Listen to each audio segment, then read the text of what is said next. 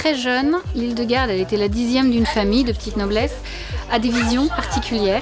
Très vite, les parents vont se rendre compte qu'elle voit des choses que les autres ne voient pas. Elle va garder ça secret au fond de son cœur parce qu'elle se rend compte que ça fait un petit peu peur. Elle voit un peu l'explication du monde. Par exemple, elle a vu dans une vache qui attendait un petit veau, elle a vu, il avait des taches, ceci, il était comme ci, il était comme ça. Et puis c'est bien arrivé quand le veau est né. Et elle disait, mais je vois à l'intérieur de la vache ce qui se passe. Et ça a été ça tout au cours de sa vie. Elle ne les voyait pas en extase, elle les voyait en faisant autre chose. Hein, tout naturellement, ça descendait dans son cœur. Et très vite, elle s'est rendue compte que c'était des visions mystiques, que ça venait de Dieu. Et très vite aussi, Dieu lui a demandé d'écrire ces visions. Donc elle a eu des livres à rédiger, il y en a 3 qui sont très importants, qui vont faire d'elle une docteure de l'Église. À partir de 2012, Benoît XVI l'a déclarée docteur de l'Église. Et dans ces ouvrages, alors qu'est-ce qu'on y trouve et comment est-ce que justement de ces visions-là, on peut s'inspirer peut-être pour notre bien-être? On va dire que c'est une sorte de catéchisme en images, une sorte de BD extraordinaire qui nous montre de la Genèse jusqu'à l'Apocalypse toute l'histoire de Dieu en présence de l'homme. C'est vraiment le salut de l'homme et son histoire avec Dieu. Donc il part de Noé, il part d'Adam et Ève pour aller jusqu'à l'Antéchrist. Et elle explique un peu tout le déroulement.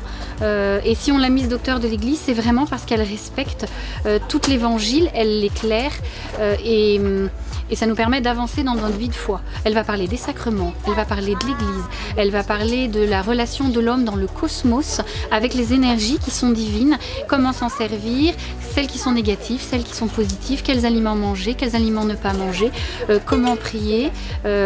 Sur les sacrements, elle a des passages qui sont vraiment magnifiques, hein, sur l'Eucharistie notamment. Elle décrit comment ça se passe une messe, mais avec tout ce qui est invisible pour nos yeux.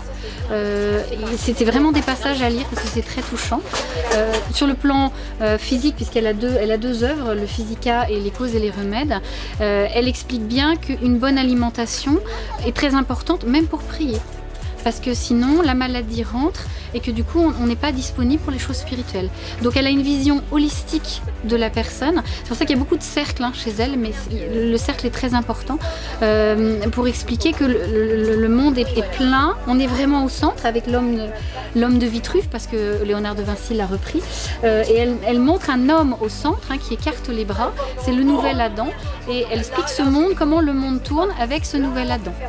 Donc les aliments en font partie et les remèdes également. Quand le mal est là, il y a les remèdes dans la nature pour pouvoir échapper au mal. Et mon but est justement de rendre pédagogique toute cette doctrine d'Hildegarde qu'elle explique, qui est finalement la doctrine de l'Église.